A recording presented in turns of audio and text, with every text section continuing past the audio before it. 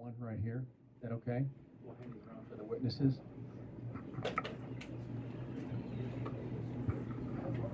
I'm just going to do a quick little short, and then I'm going to hand it over to Matt. And then all the investigators that came in tonight, they're all going to stand up and give just a short little 5-minute bio, let them know who they are and where they're from. And then we're going to kind of, this isn't a formal kind of a meeting. This is really just a very informal get-together, very relaxed. There's people in the audience that are going to tell us their stories, some incredible stories. But I want to thank you all for coming, because this makes me very happy. This is why I built this place. This makes me very happy. So I'm going to hand it over to Matt Pruit. Matt was an investigator here in Georgia, but he was the man up here. He's since moved to Nashville, is that right? But he was the technical advisor for the book Bigfoot in Georgia, which is our #1 selling book here at the museum. So I'm going to hand it over to Matt. He's going to tell you a little bit about himself. And then some of these other investigators up here are going to tell a little bit about themselves as well. These guys are all friends of mine. I know some of you folks out there. And so I'm going to let Matt take over a little bit about themselves. And then in no real order, whoever wants to stand up and tell their story, you can go as you want. If you keep it to about 15 minutes, that'd be great.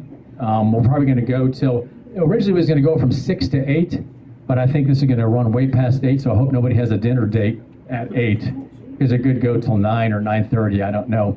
So I figured, depending on how it runs, we'll take a break around 8. If you need to use the restroom, just go. You all know where the restrooms are at. But we thought we'd go from 6 to 8, take a break 8 for about 20 minutes, give you an opportunity to get some refreshments back there, use the restroom. We'll come back and we'll take it back up around 8:20. Is that okay with you guys? Sound good? And again, the refreshments are back there in that door. Help yourself.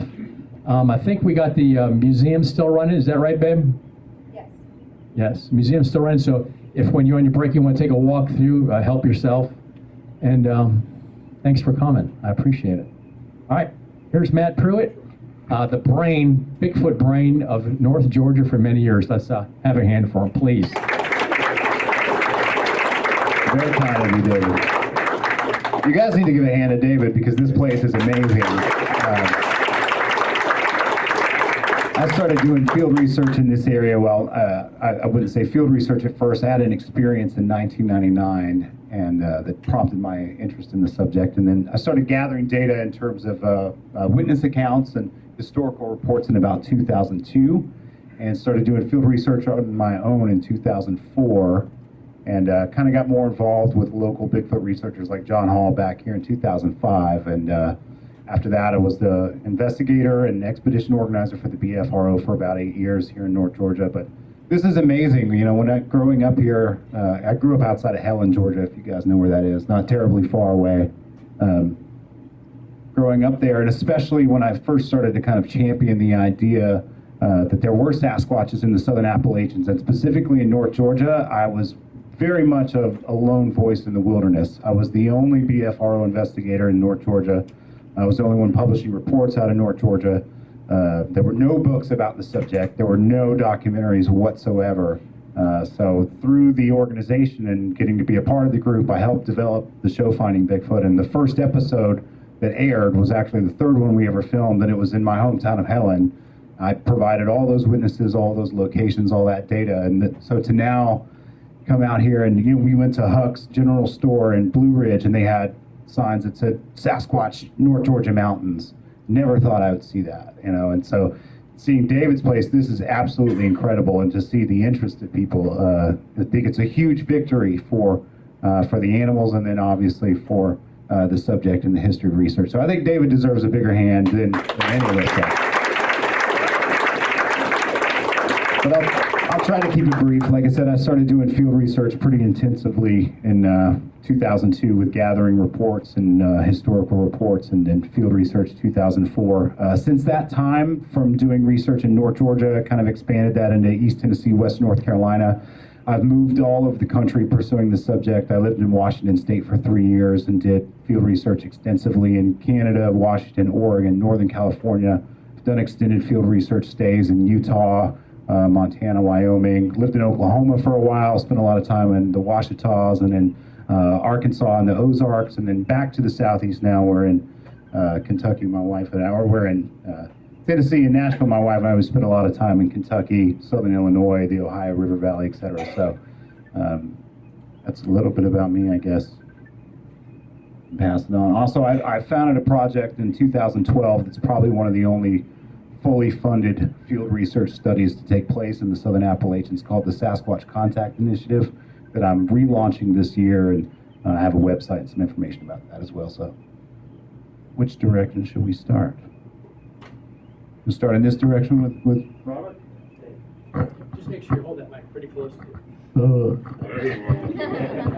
How you doing, folks? Everybody having a good time? My name is Robert Robinson. I think I'm the only Florida investigator here, right?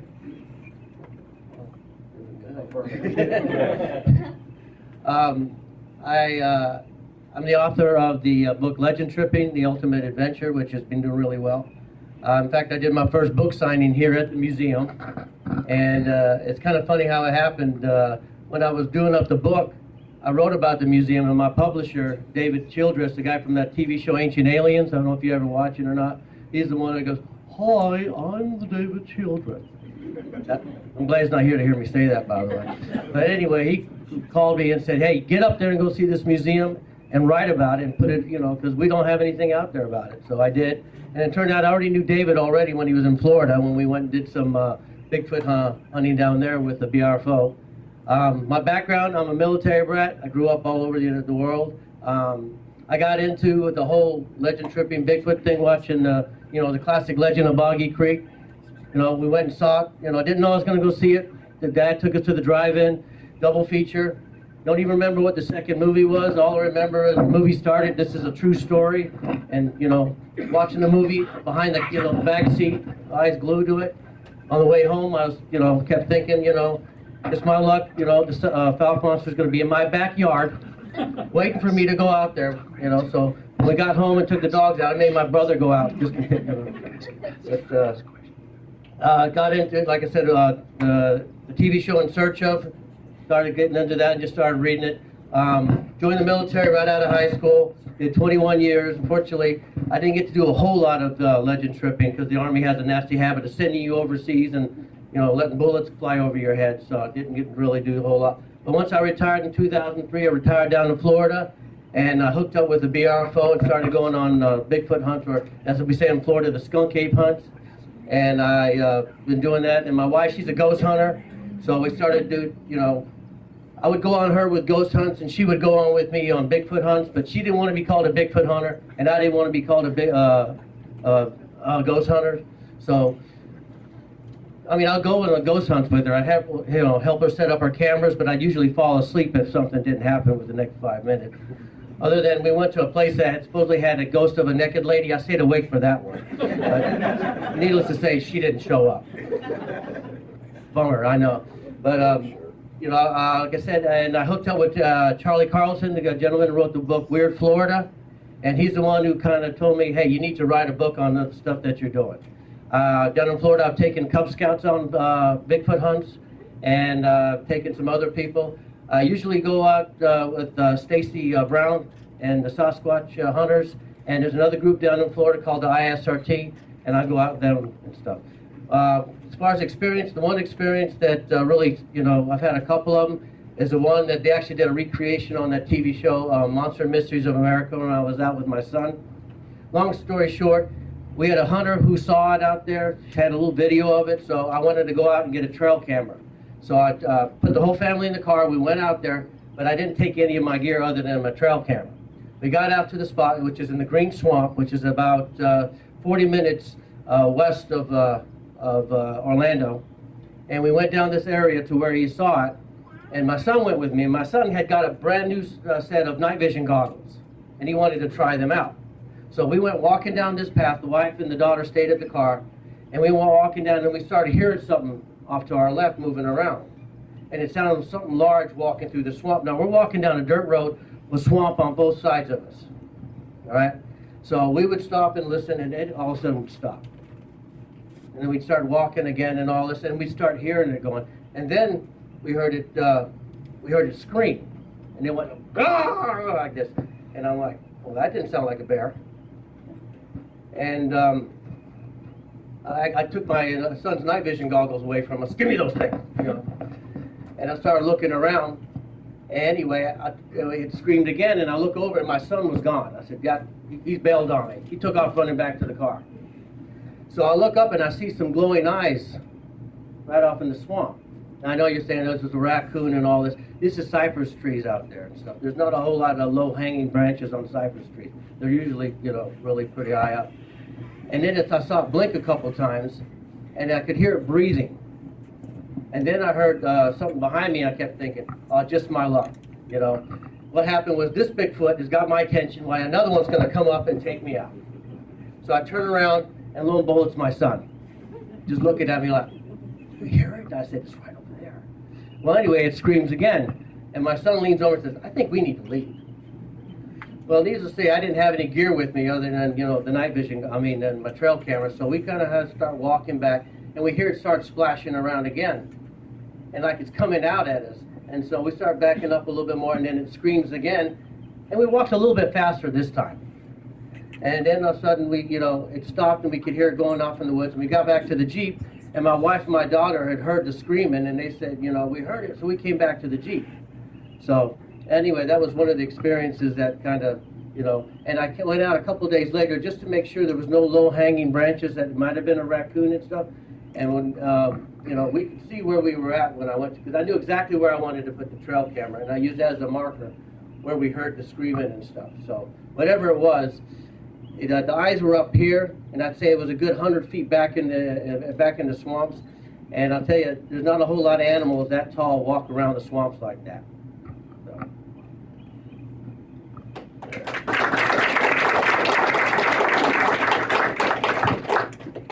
My name's Maggie Lowe. I've lived up here for about 10 years now. I'm from South Georgia, and I grew up in part of my life in the area of Taylor County down around Butler. And I'm sorry, can you hear me now? Do I need to repeat what I just said? Okay. So I was 11 years old. This was back in 1971, I think. And my brothers and I, who are just a year and 2 years younger than me, and my cousin, we were out playing in my uncle's barnyard, and he had one of those huge, really tall haylofts in a double-story barn. And we liked to play in the barn, so we were headed in that direction, and we saw this huge monster. Of course, we're kids, we didn't know what it was, jump out of the hayloft. It landed flat-footed, never stumbled, never fell, and he just started walking right down toward the swamp. There was a big swampy area in the back of the farm. So we said, hey, let's see what it is. So we just he's a big, tall, hairy-looking man is what it looked like.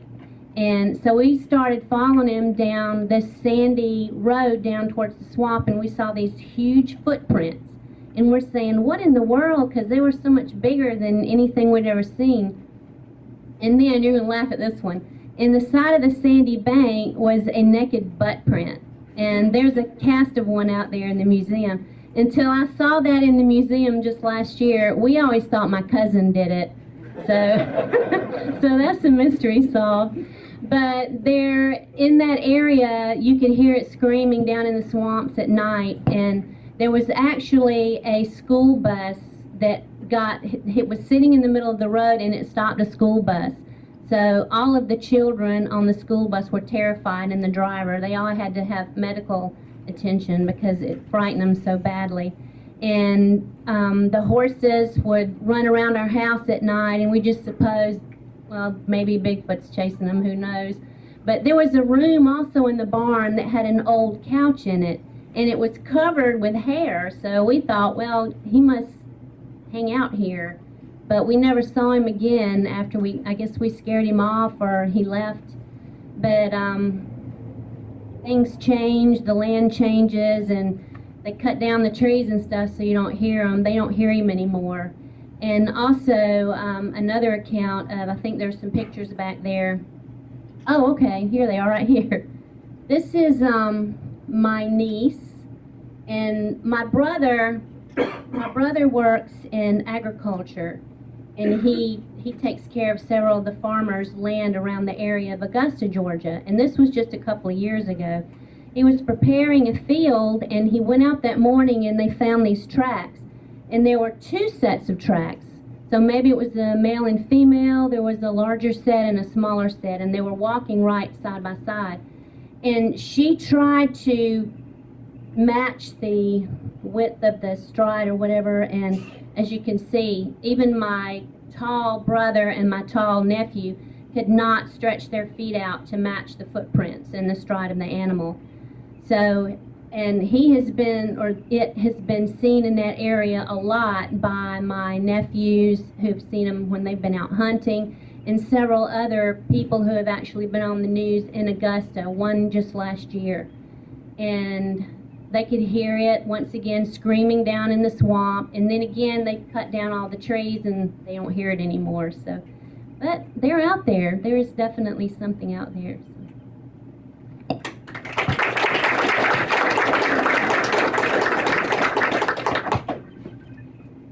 Hi, my name is Lori Wade. I am a BFRO investigator from Tennessee. I live in Ottawa, which is 74 miles from here. Okay, David. I have been on 16 BFRO investigation or expeditions. My second one was with Matt, and Matt's probably the best one I've ever been on. I've been very fortunate to go all over the country doing this, and my husband and my family think I'm crazy and that I'm in a midlife crisis, and maybe I am, I don't know.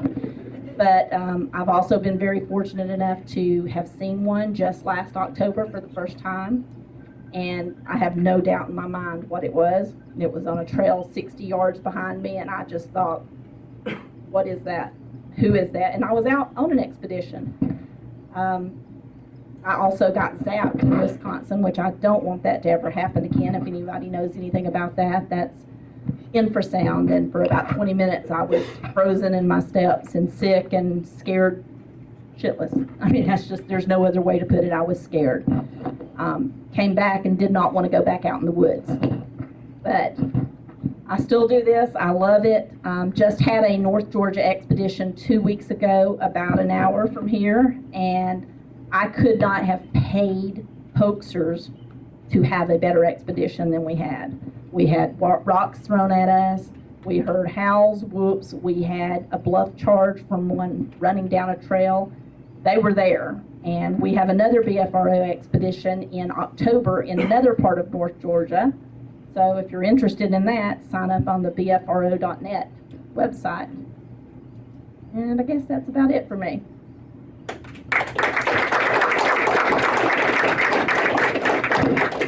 My name is BJ Abbott, and I've been a BFRO investigator for about 2.5 years now, and I've been on about 8 different expeditions, and Lori is my partner in crime. In fact, next month we're headed off to Canada for a 10-day adventure, in British Columbia and all that area up there. I've been just obsessed with the concept of Bigfoot since I was smaller than my young son back there in the back row. From $6 Million Man to the Leonard Nimoy's, in search of, and finally about 5 years ago got a chance to go on a BFRO expedition, and I was hooked. So I did a few more, and then became an investigator for Georgia, which means that, as most of you probably know, when you make we have a website that people put reports into. We go on, we see which ones we'd be interested in responding to. We go and interview, figure out if it's worth pursuing or not, and more times than not, I mean, they're really good reports out there. It's amazing to me that how close to civilization these things really are. I live in a household where my wife and my daughter think I'm absolutely nuts. My son back there, he's my little gangster. He and I are the Bigfooters in the family. But I hope I have probably the least amount of experience on this panel. So I think what you're going to hear today is just amazing stories, and we hope to hear a lot from you. And I look forward to meeting most of you hopefully in the next expeditions to come. Thanks.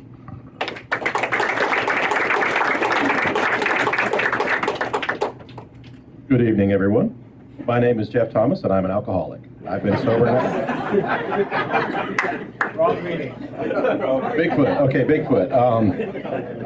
I am from Augusta, Georgia, so I would like to talk to you after this meeting, please, about that picture. What to say? I have a broadcasting degree from Augusta State University. I graduated in 1998. which I used that degree to have a somewhat lucrative career in retail management. So after I got bored with that, I decided in 2009 I was going to put together a documentary about Bigfoot. Had a lifelong interest in it. My interest came not from Boggy Creek, but from Leonard Nimoy, In Search Of. Watched every show about Bigfoot, always growing up, every book that came out, read it. And in 2009 decided to put together a documentary and said that for an entire year I would put together capital for the documentary and do research. And the capital was needed to put a team together to go to the Pacific Northwest, which is the only place that Bigfoot lives in the United States. After about 1 week of doing research, I realized I didn't have to leave the state of Georgia, and I pretty much didn't have to leave my own backyard. Was unemployed for a little bit, blissfully, which meant I was a full-time Bigfooter for all of 2010 and most of 2011. Had my first sighting in 2012 in February, a daytime sighting, and a smelling, which is something nobody ever talks about. I had a full smelling and a partial sighting. I was asked by Matt Pruit to help out with the BFRO as an investigator for the Savannah River Corridor, to which I did that quite a bit. In putting together the documentary and research, it just was kind of fortuitous that our local free magazine that comes out had a giant front page article that said Bigfoot and the CSRA. And it was about this local guy that was going out in the woods of the CSRA, which is what we call in Augusta, the Central Savannah River area. It just kind of entails all of Augusta, Aiken, North Augusta, Edgefield, Thompson. And there was an email address. It was dave99@aol.com. The AOL should have been a dead giveaway. But of course, I emailed him. He sent his phone number. We got together, and we have been Bigfooting together ever since. And it is quite a love-hate relationship. Where was I going with that? I don't even remember. So basically, it was kind of Dave's fault that I even had a sighting. Dave's a special individual, and Matt will gladly reinforce that. We started almost immediately going out in the woods together, and were once dubbed even by Wayne Ford as the hardest working Bigfooters he'd ever seen, because we were out every weekend and sometimes 2 or 3 times a week. Just going out looking for tracks and interviewing witnesses in the area. So in 2011, I decided that we would kind of form a group. Our group was me and Dave. But living in the CSRA, the SRA part just kind of lent itself to Sasquatch Research Association. So we started the group, the Central Savannah River Area Cooperative Sasquatch Research Association, and we are still a group to this day.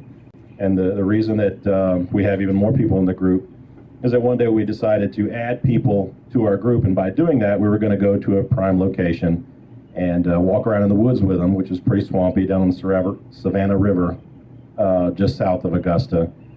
And no intentions of doing anything. We're just going to see how these guys did in the woods. Best way to get to know somebody is take a walk in the woods with them. If they crap out on you, you know they're not going to be a good researcher at 2 a.m. in the middle of the night on a trail that you have no idea where you're at.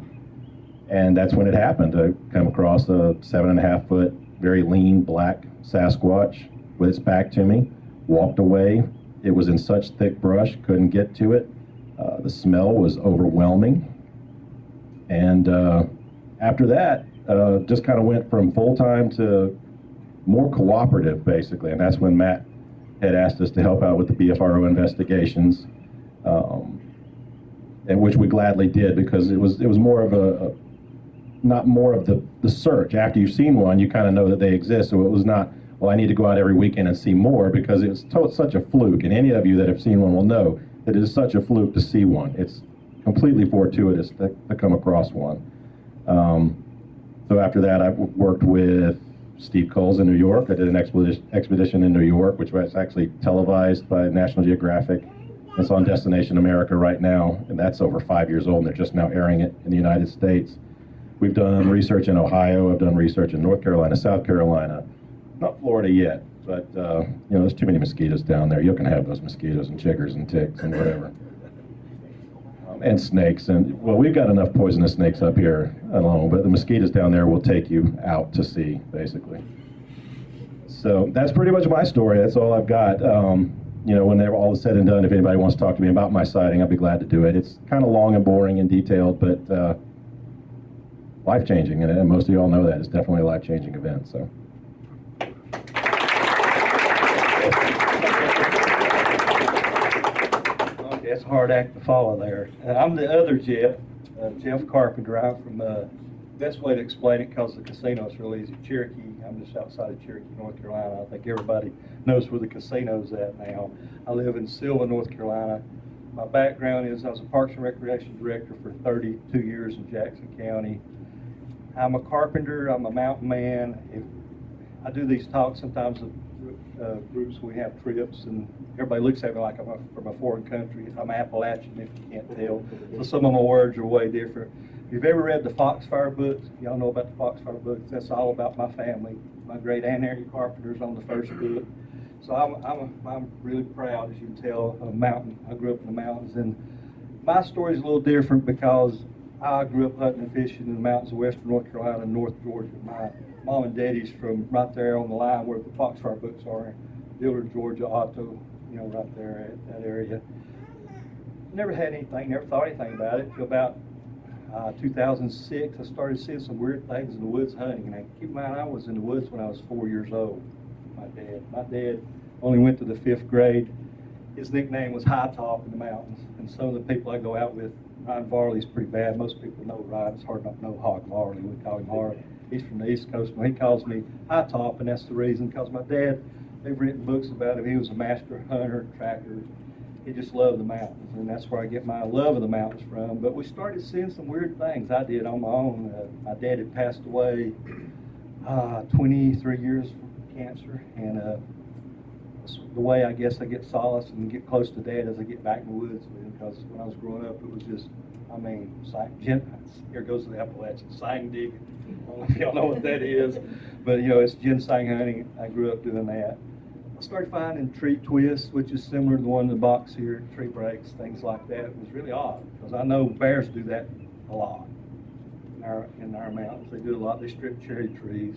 But I kept finding these weird breaks, and I just couldn't figure out what was going on with them. The tops were put underneath the trees, and it was just, I won't go into detail because I know we need to get going with your stories. And but I kept looking around, found some tracks one time, and this is driving me nuts. So I started doing a lot more research. I said, this is no way. We're on the East Coast. That's out on the West Coast if it is anything. Did a little research, and all of a sudden that name popped up, Matt Pruit, on the internet. I still don't even know how I got his phone number. He don't either. He probably wishes I didn't have his number. In a minute, I'll tell you why. But so I dig it up. I call Matt. I said, I got to talk to you about something. He said, oh, I know the place you're talking about. And I'm like, what? How do you know where I'm at? He said, no, I know. I've been there a bunch. I've had some stuff happen there. So we had this long series of phone calls going on. He said, Jeff, why don't you come to an expedition I'm doing? Come out. And I was like, no offense. First thing I said what it meant was, I ain't going out there with them crazy people. I'm not going to do that. He said, no, come on, Jeff, you really like it. And to be honest, I went and had a blast. I had a great time. In fact, some of the best people I've met, some are here, some are not here, the researchers. It's been a great time. I've been a researcher in North Carolina now for about 4.5 years. I did a lot of my own research before I met Matt. Matt talked me into it, so it's his fault. You can just blame him and all that. So he's a great guy. If you get a chance to talk to Matt afterwards, you need to listen to some of his experiences. So I started being an investigator. I'm covered up. I got a backlog of reports. Every couple months we get a good report. Now I'll be honest with you, 70% are bogus. Let's be honest with you, it's pretty easy to tell. The 30% are really good. And we tend to have a lot in the mountains. And a lot of people don't want to talk about them sometimes. It's kind of hard to get somebody to talk about them. But, you know, since I'm from the mountains, I kind of pull that out of people sometimes. But I enjoy doing it. In 2015, real quick like, I had a sighting. It was a stroke of luck. Just like Jeff Thomas said, it's just one of those things. It's just 1 in a billion chance. I grew up with my dad, and Dad, you know, would say, Jeff, let's take a ride. We'd go at 3 o'clock at night and just take a ride looking for wildlife. And maybe, you know, we might have poached a little bit, you know, I mean, to be honest, you know, or look for things and went back the next day kind of thing. Yeah, is it on camera? Yeah, well, never watched. The police know me real well in Georgia.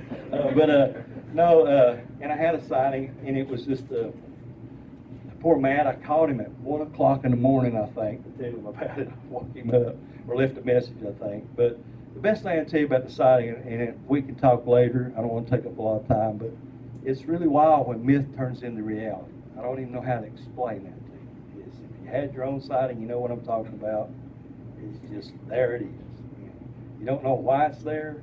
My daughter works on a daily basis with gorillas and primates. She's an anthropologist at the North Carolina Zoo, and it's real lucky. So I have a pretty much an expert to talk to me about ape behavior.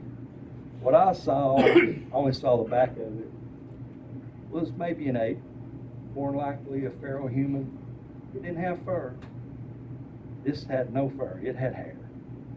And the biggest set of shoulders you'll ever see. Y'all know anatomy real well. I was a bear hunter. Everybody said, well, it could be a bear. Well, bears don't have clavicles. Y'all know that if you're a hunter, you know what I'm talking about. There's no shoulders to a bear. When they stand up, it looks like this. This had shoulders, like Big Van Vader, the wrestler. It was huge. My best friend is 6'10". He was going to come tonight, and I talked him out of it because everybody would say there's Bigfoot. His son played basketball at Carolina, but sideways about 350 pounds, 325. This was bigger than him. I had to come next day and stand in the same spot. He had to weigh about 450 pounds to 500 pounds, and it's hard to tell the height because it was off the guardrail behind the guardrail off a bank. But his shoulders was impressive. I mean, it was massive. But again, it was a real weird experience, to tell you the truth. I kind of relate to what Jeff said. All of a sudden, you see one, and then you're like, wow. I'll be honest with you, when I went up and parked on the side of the road, and I said a prayer to God, I seen something like that, because it's such a rare thing. I couldn't tell you why they're here, but I can tell you they're here for sure. So, but I enjoy doing the investigations. I really enjoy listening to people's stories. One of the things I did as Parks and Rec director, I was over a project. The largest petroglyph in the southeast is in our county, and it's called Judaculla Rock. I don't know if y'all have ever heard of Judaculla Rock. Judaculla in Cherokee means slant-eyed giant keeper of the forest. It also has a secret meaning. If you're Cherokee, which I'm part Cherokee, it means he who pisses on the rock. So, but there's a lot of legends in our area. Judaculla Rock is one, or Judaculla. There's also Hootenanny, which is a hairy lady. It was in the Balsam Mountain areas. It would come down to lodge in the 1800s. And then there's another legend of, I just lost the name of the legend. Have Hootenanny and then Boojum. Yeah, who's that, Matt? Yeah, Matt got Boojum, which is a brewery now in Waynesville, North Carolina. But Boojum was this, he would come into mining camps and steal food. He was a hairy man. So, and I really get into a lot of the legends, and I know y'all know some of those if you live in the North Georgia area too. So, thank you so much. And Dave, you're doing a great job here. Let's give Dave another big round of applause. This is a really great job. Thank you.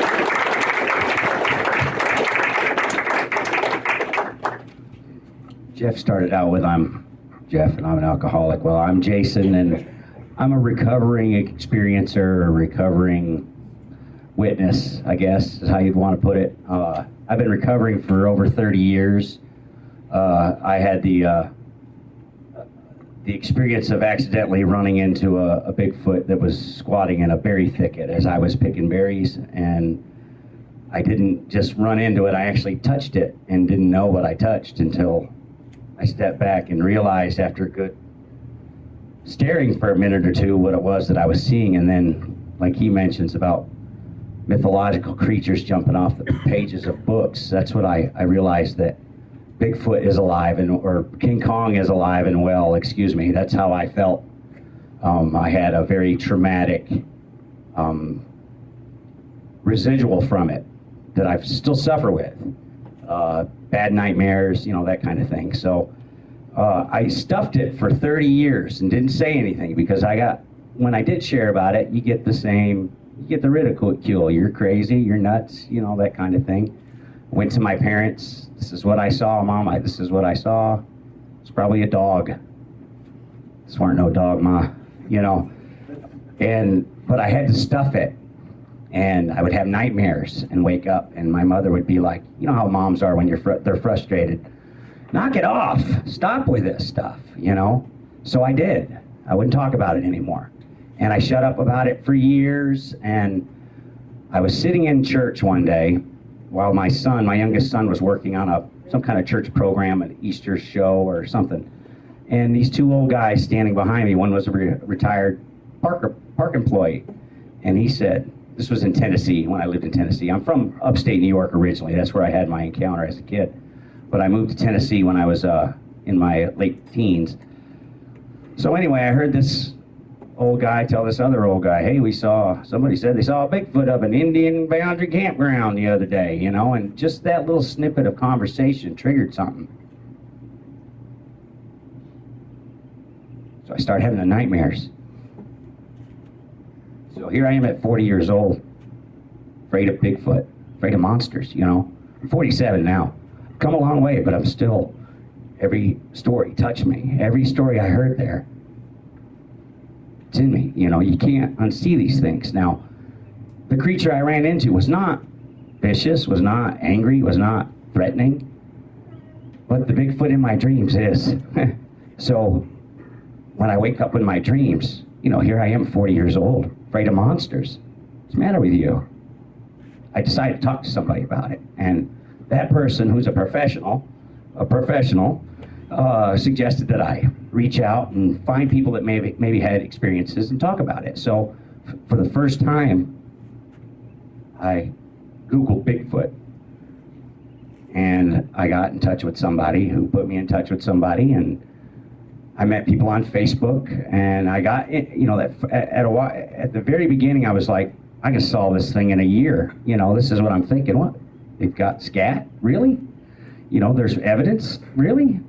You know, enough money and enough people, you could solve this. So, but let's see what I can do on my own. Again, I was like Jeff. I thought they all lived out west and in northern New York. You know, I had no idea they were all around us, okay? But, so, long and the short of it, I got involved, and I say I'm a reluctant investigator, okay? When I go to the woods, I have fun fellowshipping with my fellow, you know, enthusiasts, researchers, experiencers, whatever you want to call it, but I'm scared to death. I'm not gonna lie. I'm still scared. I solo camp now. When I had my encounter at 12 years old or 11 years old, I stopped doing anything that had to do with me being in the woods by myself. I stopped doing it. I used to rabbit hunt, and I grew up in the woods, man. I grew up on a farm. I rabbit hunt and chase squirrels and all that stuff. I stopped doing that. Now, at 47, I actually solo camp, that's a big step for me. I've been doing it the last couple of years, but this is a healing thing for me. So I come into this to try to get some healing and to face my fears. So if you're ever a reluctant witness, I recommend that you talk to somebody about it, because there's a lot of comfort in it. It's nice to sit in a room. I see all these guests. I'm assuming you all have stories. It's nice to see a bunch of people that don't think that I got 3 eyeballs and that I need medication. You know, well, granted, I might need medication. But it's nice to be in a room full of people. And I've been in, since I got into this in 2009 or 2017 now, the synchronicity that has happened with me with the Bigfoot thing. I mean, I've got to go camping with Bob Gimlin, man, that's cool. I got to meet great friends at Ohio Bigfoot Conference that I never knew I had before, and it's really helped me embrace what happened to me, because for so long I had to shun it, and I had to stuff it. And, you know, if something's uncomfortable, the worst thing you can do is stuff it, you know, and this is what I found out the hard way. And, you know, my adult life is very colorful as a result of finding myself. Had I known that I just embraced the Bigfoot stuff, maybe I wouldn't have had to go to rehab, you know what I mean? But, you know, I'm not blaming my encounter with Bigfoot for all my problems. What I'm saying by that is how I cope with life on life's terms was a direct result of what happened to me when I was a kid. I learned that stuff it, nobody wants to hear about it. But anyways, I'm looking forward to speaking to any of y'all and hearing your stories.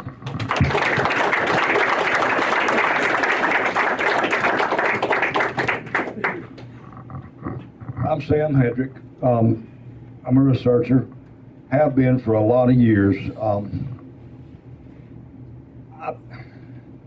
I guess maybe I was doing this when it wasn't popular.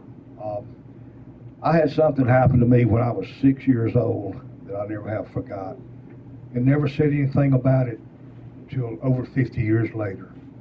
A friend of mine, a lady named Mary Green that I met, I shared my information with her, and she said, you know, that's not at all unusual. Well, I couldn't believe it. We got to be friends, went on several several adventures with her in her research area. I've got my own research area here. Like I said, I've done this for a long, long time. I've had a couple of sightings. Met a lot of people that have had sightings. Took some people to have some sightings. It's all been fun. It's been a big adventure, and I'm not through yet. I'm probably getting there. I'm getting some age on me now. I'm probably the oldest one here, I guess. But don't waste a lot of time looking for them, because they'll find you. They will find you. I guess that's probably all I got to say, but I'm sure we'll be talking a little more. Thank you.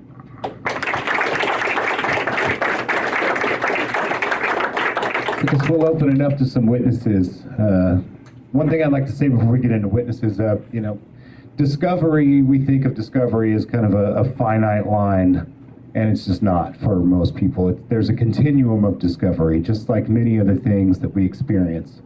In terms of the scientific or academic or governmental communities, yes, discovery happens when they print it in a book or when the president tells us on television that something is true. But for the rest of us, until that happens, discovery is something that happens, again, as points on a continuum. And everybody in this room is at a different place on that continuum. So it's incredibly important that we respect where each other are on that continuum right now. Whether you're someone who absolutely knows that they exist because they've seen them, or you're somebody who's incredibly skeptical and thinks that all this might not be true, or if you're just somebody who's interested and open to the possibility, we got to be respectful of where we are on that spectrum. So the other thing I want to say is we all interpret our experiences differently as well. We have an observation, and that observation gets filtered through our life experiences, our belief systems, how we grew up, where we grew up, the kind of media we take in, etc. So you can have multiple people who see the same animal who have entirely different interpretations of what that animal is or what it means or where it came from. So we have to be incredibly respectful of each other's interpretations too, because I can guarantee you right now we are not all going to agree with each other about what these things are, etc. So respect is paramount in anything to do with this subject. So you have a list of witnesses lined up, or is there somebody that's scheduled to go first? Or? Just make sure that when you guys speak, make sure you speak into the microphone, because these guys, we can hear them pretty good because they're facing the audience, but some of you guys are facing away. So when you're telling your story, try to hold that microphone within about an inch. Show them about where you got. Yeah, I mean, if you kind of just press it into the bottom of your chin where your bottom lip's kind of resting on it, and just speak out into the room. And a couple of the investigators have some wireless microphones, so while you guys are telling your story, take your time, tell in great detail. We also encourage any of the investigators up here to ask some questions, because we all know about the patterns out there. Everybody knows about the patterns that some of these people are not aware of, whether it's the smell, or whether it's the sound, or whether it's the eyes. So I encourage everybody to ask questions too, okay?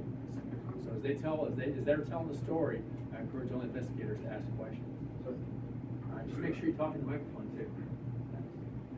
So is there a list of, here, we'll go this gentleman first. He raised his hand first. So How's everybody doing? My name's Jimmy. I'm from Illinois, small town of Atlanta, Illinois. We just recently moved down here last February from Illinois to Georgia, and had an encounter when I was a kid. I lived in North Carolina. I loved hearing your story from North Carolina, and your feelings, they're legit, because I've been in car accidents, I've been in semi-accidents. I can tell these stories all day long. It doesn't affect me, it doesn't bother me. No emotions are there when you talk about getting into a car accident, but when you're face to face with one of these things, it does something to you. I'm not scared to talk about it, but when I talk about it, the trembling, my intestines feel like they're vibrating right now. My whole body's trembling. These emotions are real. The things that happen, they're very, very real. And so when I was a kid, to start it out, it's kind of relevant to the story. You were talking about suppressed memories. I had a really rough childhood. My mom was very, very, very abusive. So the beatings and abuse was regular on a daily basis. And it's relevant because as a kid, you put things away like you're talking about. You put them away because you got to deal with other things. And so I was probably 6 or 7. We lived in North Carolina. My stepfather was Native American. And when we pulled out, we pulled into where the trailer was. It was recently constructed, so there's sand everywhere. The woods were thinned out, so there wasn't as thick. But when we got out of my stepfather's El Camino, the first thing he said was, "Stay out of the woods because of the hairy man."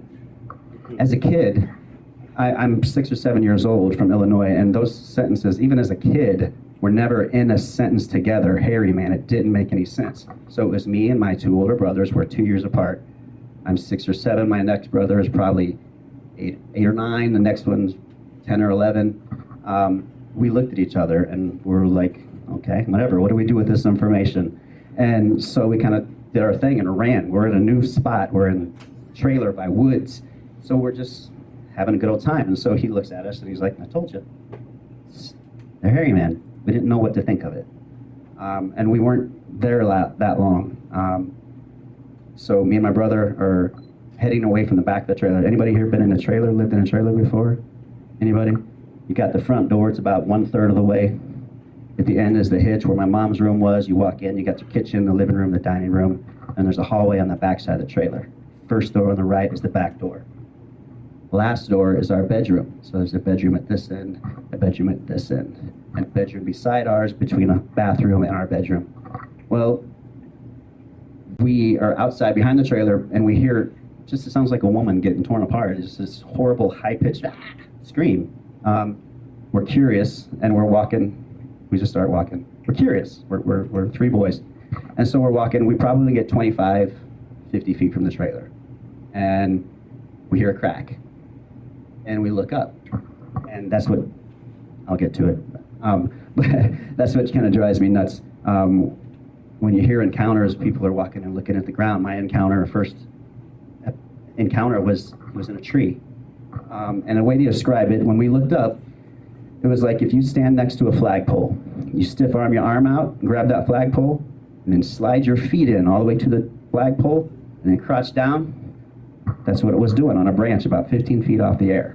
Like it was holding on up against a tree, squatted down. And when we looked up, it went to stand up, and the branch broke. And when the branch broke, it fell out of the tree, and when it landed, it was almost like me stepping off a curb. It barely even bent its knees, like it was nothing to it. And we ran. We ran, my 2 brothers, and ran.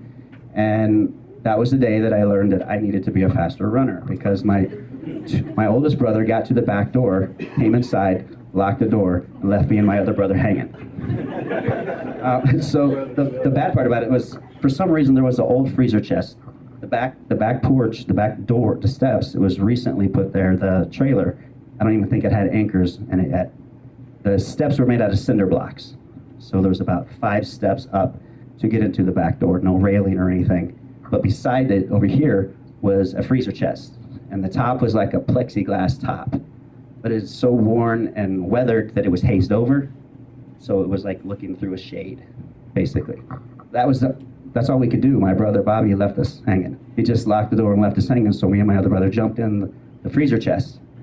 But prior to getting there, we had looked back as we were running, and when we looked back, it wasn't pursuing, it was just following us. When we looked back, it stopped, and we got back into running mode, and we jumped into the freezer chest, and he shut the door, and it walked right into the freezer chest. Just outside it, we could look up, and the silhouette of it is right there, and I'm dying.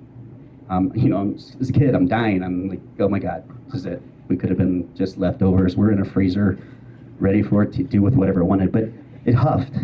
It just sounded like a horse going, and we could see it turn, and it just walked away. Nothing. And so we were terrified. And my mother, the whole point of talking about my mom was she was gone all that day and all that night with my stepfather. We were home alone. 3 boys, not even in our teens. Like I said, I was maybe 6 or 7. So I was terrified. My brother finally let us in when it went away. But later that night, back in the day, I'm 44 years old, so if that helps anybody on my age, on when it was, I want to say, they had a ghost gun. It's like a flashlight gun toy, where it projected an image of a ghost on a wall with a flashlight. We had one of those, and so my brothers took it upon themselves to make my life miserable for the rest of the night and shine ghost lights up on and make me scared. And we're in our bedroom, which is at the opposite end by the back door. It was a bright lit moon night. I remember that because they were scaring me to death with the light. It was fun, but I was still scared, so I started getting more cryy, more whiny about it. And so finally my older brother was like, okay, he's getting unbearable. Let's at least open the curtains, let a little moonlight in so he won't be too scared, because if we turn the light on, you're not gonna see the light shining on the wall. So they were helping me cope by giving me a little bit of moonlight. When they opened up the windows, no moonlight came in. We didn't think much of it. It just did not help me for the situation we were in. So my oldest brother took the ghost gun and tried to shine thing across the window. And when he did, it went across the eyes, the nose, and the mouth of what was standing in the window. And what was standing in the window was bigger than our window. There was no light. Like I saw from above the nipples to about here, and that's all that was let in the window. That was all that could fit in the window. And when I did that, or when he did that, its eyes got really big. It moved a lip, but I didn't see what happened after that as far as any expressions, because I jumped over our bed. And when I jumped over our bed, by the time I had landed, it had went around the back door and grabbed a cinder block that was made out of our steps and threw it through our back door. And so, being abused like we were, I just seen a second Sasquatch within 5 hours. But my biggest fear was mom coming home and seeing that door broke. So when they finally did come home, the first thing we did was we tried to head off the problem and talk to them. The hairy man was here and threw a brick through our door. And my stepfather tried to play it off as it being my cousin, who was only 1 year older than me. And at the time I was 7, maybe 6 or 7. There's no way that an 8-year-old is going to pick up a cinder block. I'm pretty fit now, and cinder blocks are still heavy. They're still heavy. There's no way an 8-year-old is going to pick up a cinder block, and if they can, they're not going to bust a door in with it. They don't have the strength to do it. But he insisted that it was my nephew. And then my mother and my stepfather got into a big knockdown drag out that night. If it was my nephew, we wouldn't have packed up all of our clothes, only staying in this trailer less than 2 weeks, and drove back to Illinois that night. He would have went to my cousin, spanked his ass, told him knock it off, apologize and whatnot, but that's not what happened. That's not what happened. And moving back to Illinois, we moved into another trailer, new trailer court, and there was a property line behind us really close to the back of our trailer. It was a tree line about 3 trees deep. You could see through it. You could throw a ball through it. It wasn't very deep. But every night I kept looking out my back door expecting something to come up to our trailer for many, many years. And it didn't, but it does consume you. And part of the story of, the BRFO, when I told my son, he's 9, about my encounter, we got really hooked on finding Bigfoot. I mean, everybody did. It thrusted the subject into the mainstream, which is great for what it did. And we were watching an episode, and because of my childhood, things got suppressed. We were watching an episode, Moneymaker was talking about the Uwharrie National Forest and the Native Americans around it, and the word he brought up was hairy man. And the floodgate opened up. Everything that was suppressed opened up, and it's weird. Like I said, I've been in car accidents. I should be dead multiple times. But talking about this, I'm okay talking about it, but physically, it does something to you. It does something to you, and you can't describe it. And it also lets you know, too, if you've had these experiences, what kind of person you really are. Like when me and my son first came here, was when I realized I was a really, really bad parent. Because I don't remember once looking at the road, I was looking at the woods the whole way here, trying to find something. It's just like texting and driving, it didn't make any sense. He wanted to do an expedition. Me and him go out in the woods, and my heart's like, no, kiddo, that's probably not the best thing to do. But my head and my mouth were like, who do you think is going to carry the pork chop necklace and the backpack full of berries. Of course you're coming. You know, yes, you can go. But that's kind of my encounter, but they are real. We were 5 feet from the one, and if you want to know what the one looked like, it's directly under the TV on the back side of the wall. Directly under it. You know what I'm talking about? It's got the barrel speakers. That's it. That was the one. The first one was black. It had black hair. And I had never seen any Bigfoot videos. I'd never seen any pictures of Bigfoot. The only thing I had to compare to the first one was Planet of the Apes. And it was black. It had thick black hair, but its lips pooched out like an ape, like a chimp, I guess.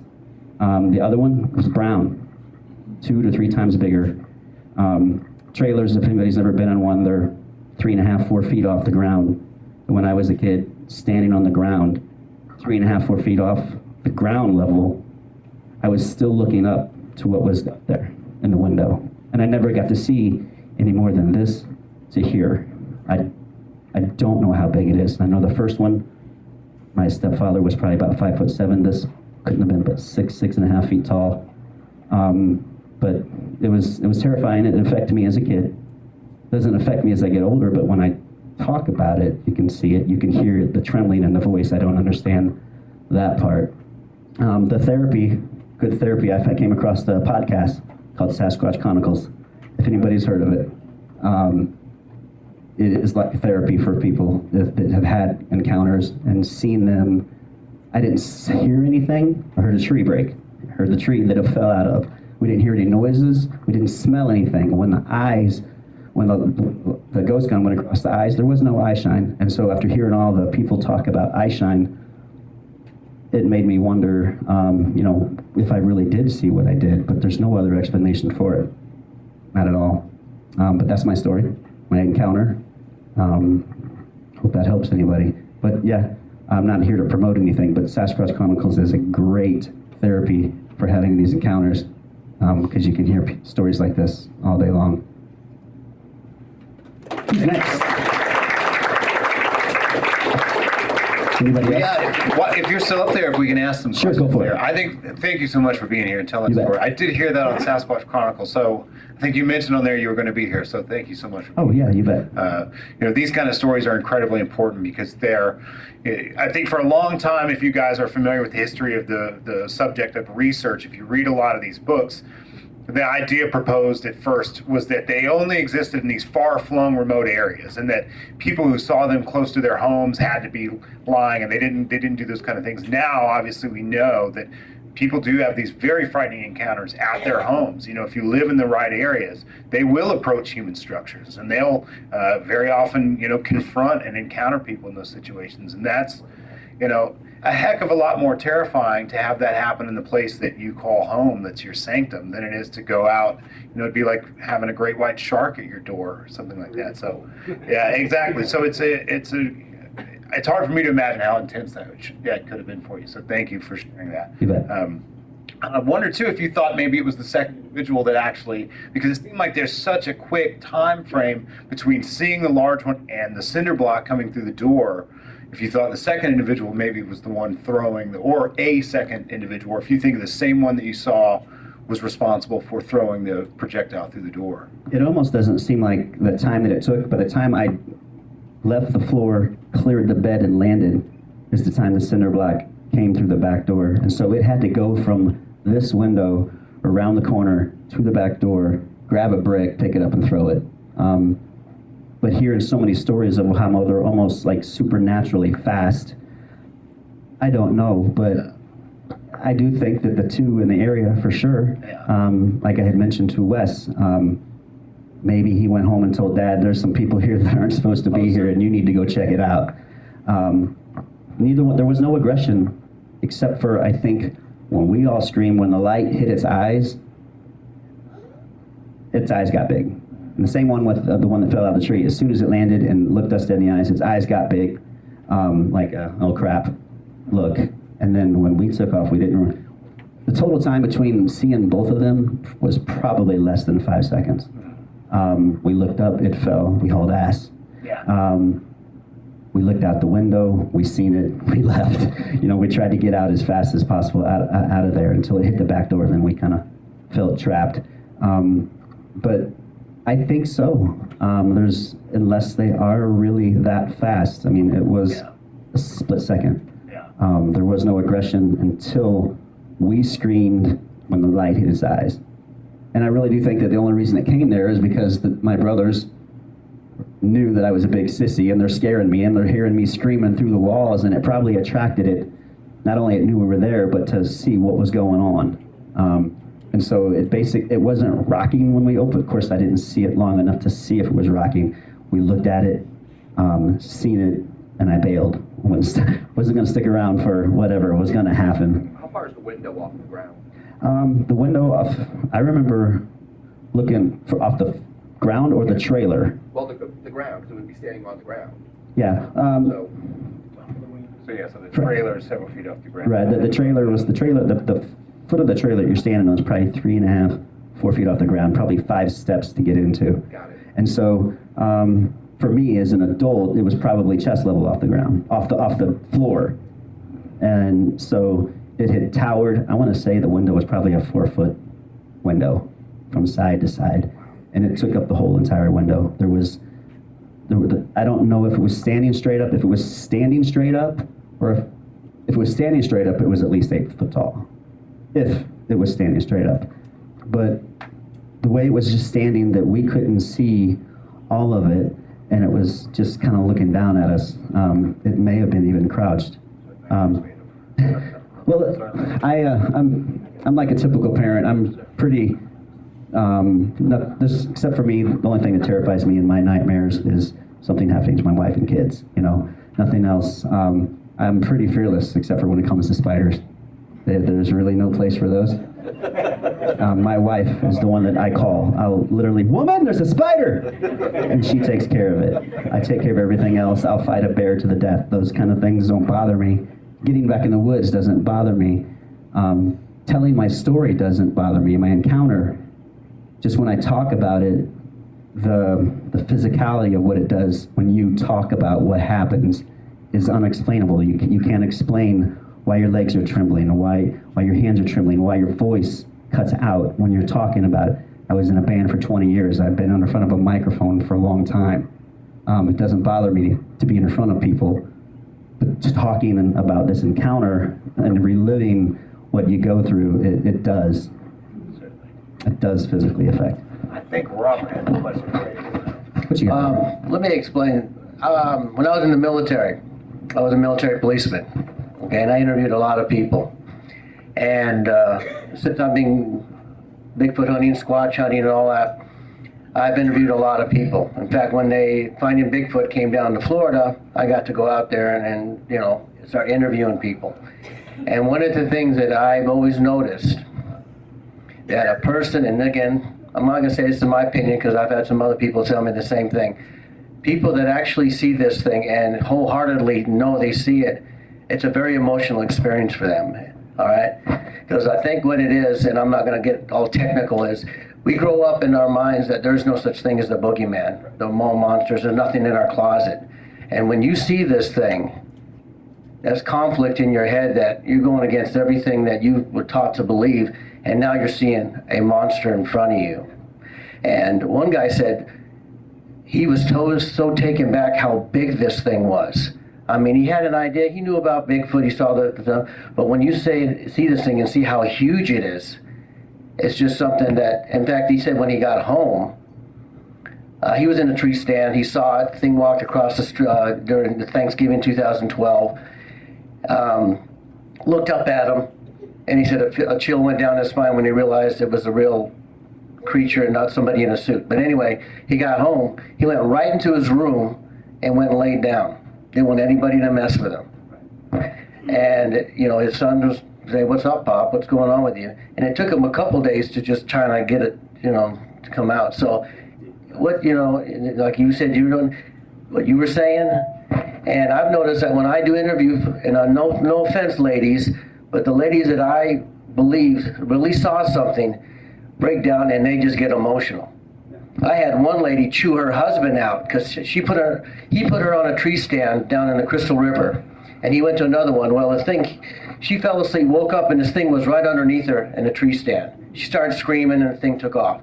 Well, during the interview, she turned around and just started yelling at him in the middle of a restaurant. How dare you take me out there? I never wanted to go hunting before, and now I saw something I don't ever wanted to see again. And I mean, what I'm saying is, it's a life-altering, and I've also noticed, and I've watched you, when you were telling your story, you can tell me everything that happened that time. From the color, if I asked you what color shirt you would have on, you would tell me.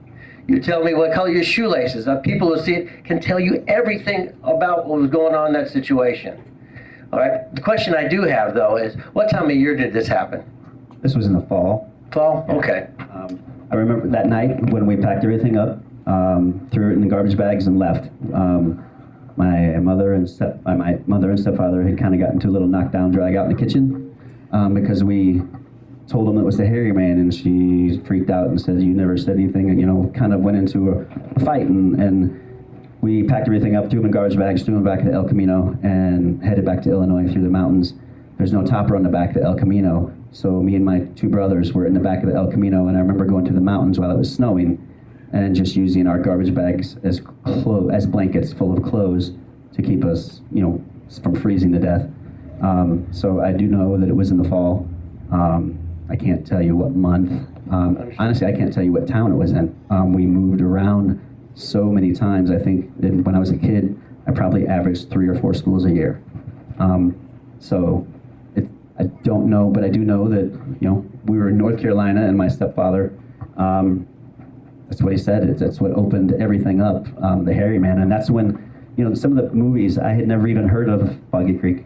The Bigfoot wasn't a thing that I had, it wasn't something I was, as a kid, when this happened, when we went back to Illinois, I checked out a book from our library, and it said something about myths and legends. So Loch Ness Monster was in it, and Bigfoot was in it, and some other things were in it. And I think this book was overdue like 9 times. I never took it back. I couldn't. I had to keep reading the same thing over and over again.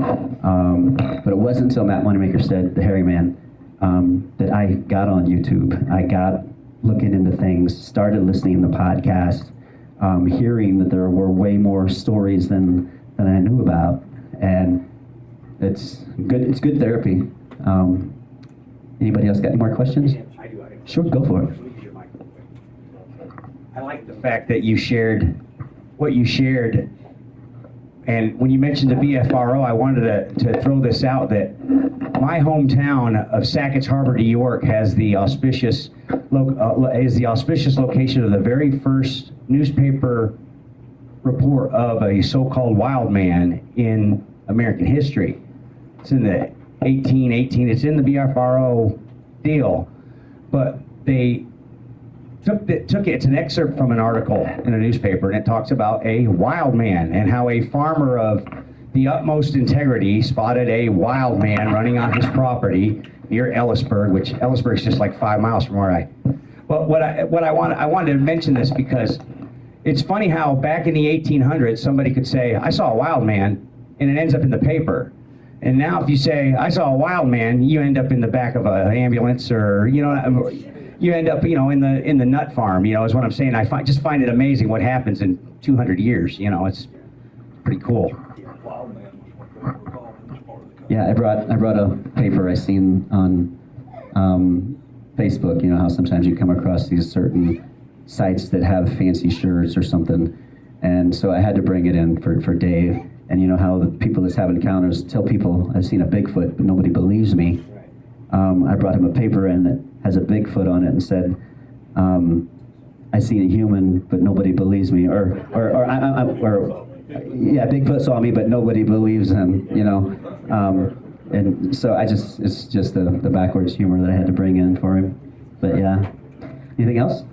Well, an interesting thing about what you're saying and what you said is that they're called all sorts of things. Yeah. 2 weeks ago, I met a Native American in the woods that just happened to be camping where we were, and I said something about Bigfoot, and she shook her head and she said, don't call them that. That's disrespectful. I said, oh, I'm sorry. And she said, they're the tall man.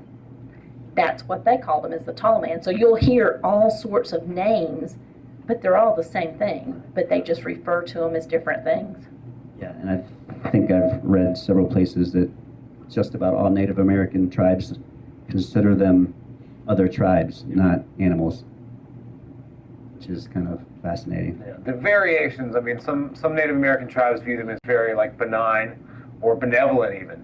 Some, again, benign, saying, oh, they don't bother us, we don't bother them. Some of them, it's very benevolent, like, they're our big brother, they're a steward of the mountains, they allow us into their territories.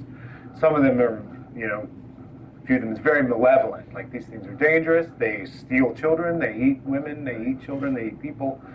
So it just varies from tribe to tribe, but they do all acknowledge to some degree, an animal or creature or being, etc., that fits that description. But yeah, just depending on where you are in the country, some of them can be, oh, you're fine, they're big brother, and some of them are don't go there, that kind of thing. So. Yeah, and then when I talked to Wes on Sasquatch Chronicles, I was talking, and I wanted to bring my Bluetooth speaker and play the LaFleur County from, I think it was Oklahoma, General LaFleur, so for people to hear that. He said I could, but just didn't think about it. I wanted people to hear how that all played out and how the county got named.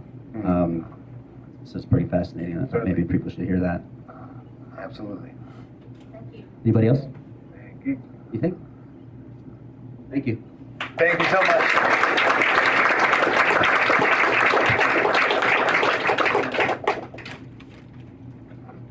It's funny, all the stuff that's happened to me in the woods. That didn't scare me, but this scares me right now. My name is Sam Wofford. I live south of Atlanta. I moved down here from Chicago in the 1980s, and I started taking up trout fishing and camping in really wilderness spots in North Georgia. And I brought a list of everything that's happened to me, but I don't want to bore you to tears, so what I'm going to do is I'm going to concentrate on 3 events that won't take long to talk about. First of all, I want to tell you, I'm going to throw a curve here. I'm a Christian, okay? And I've done, based on the stuff that's happened to me, I've had the usual stuff. Rocks thrown, screams, footprints. I've never seen one, okay? But these 3 things that happened to me, I basically believe that they are related to a creature that most of you probably have never heard of. It's in the Bible called a Nephilim. A Nephilim is supposed to be a giant. I know you're going to laugh.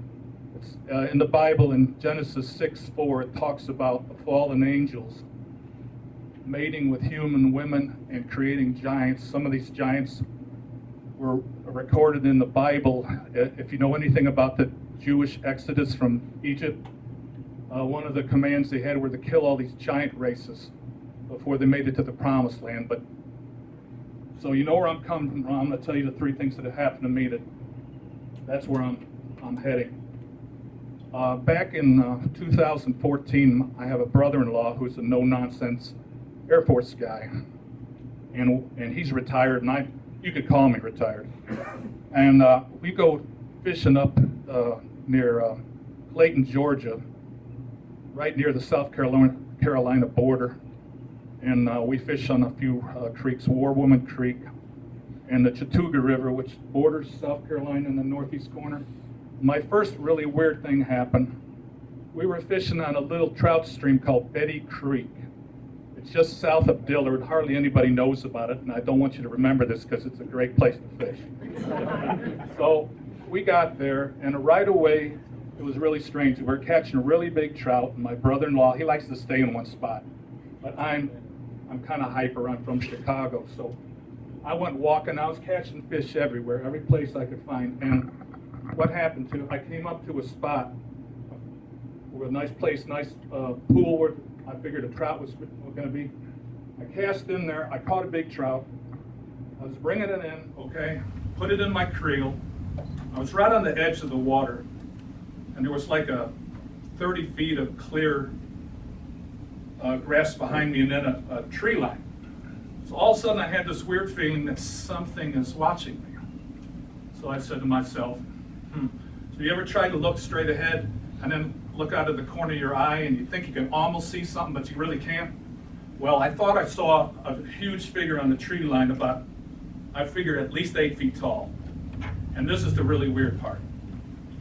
I got this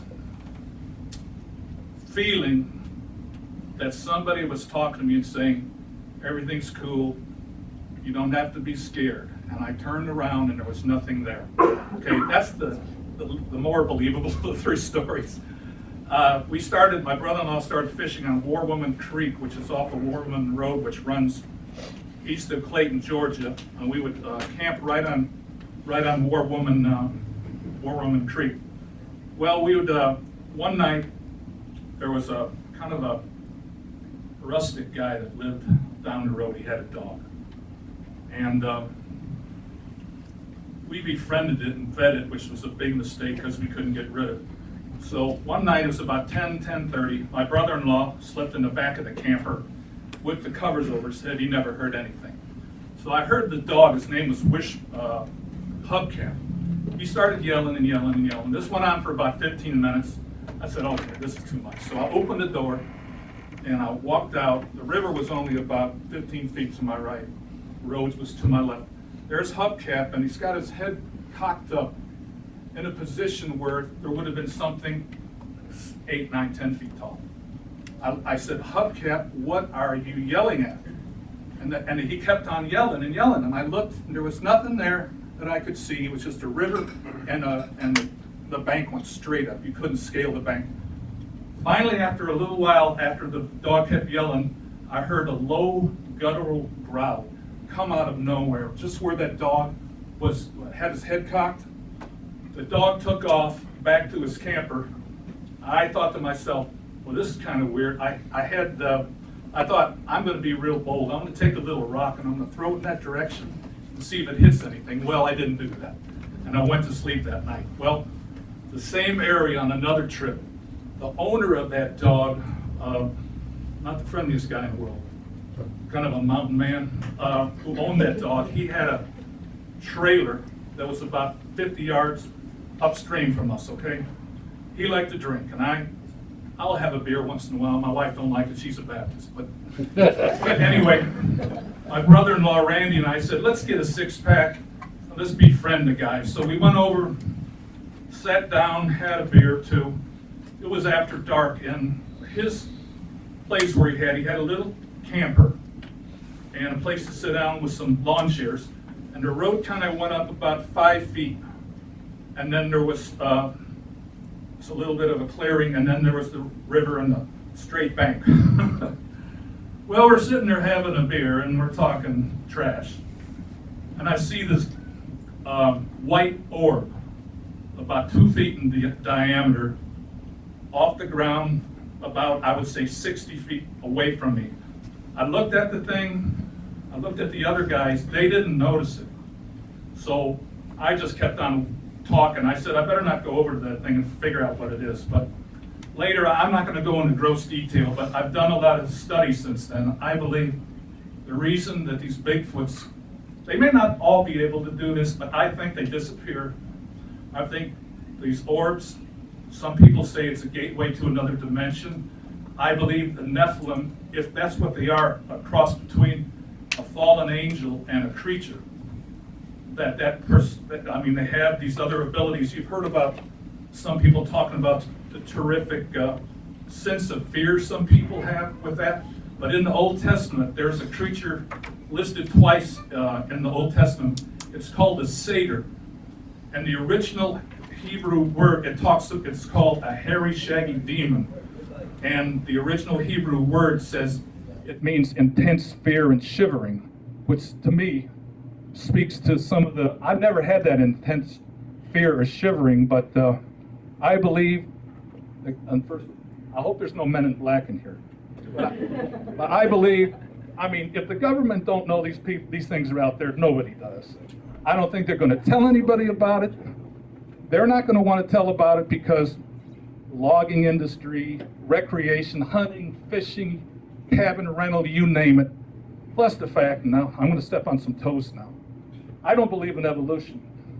I believe that all these ape forms that they, whatever they call them, there's just some form of Nephilim, and that we as human beings are a separate creation from God.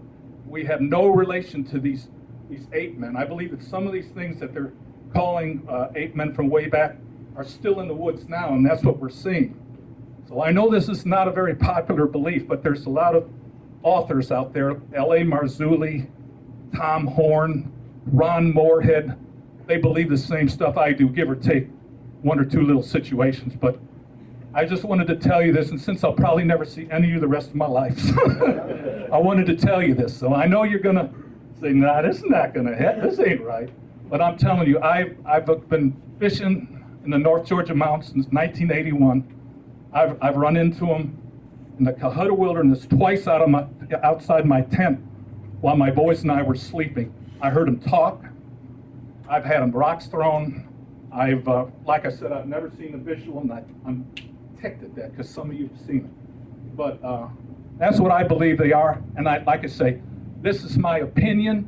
I could be totally wrong, but based on what's happened to me and my belief in Jesus and God, I believe that this is what they are, and that's why we're never going to find them, because they can just walk right into whatever they do, and they're in that different dimension, because nobody ever finds their bones.